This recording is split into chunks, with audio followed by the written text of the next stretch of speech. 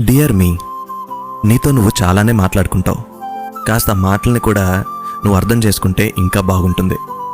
బయటకు ఎంత స్ట్రాంగ్గా కనిపిస్తున్నావో లోపల కూడా అంతే స్ట్రాంగ్ అవ్వే ప్రయత్నం చేయాలి.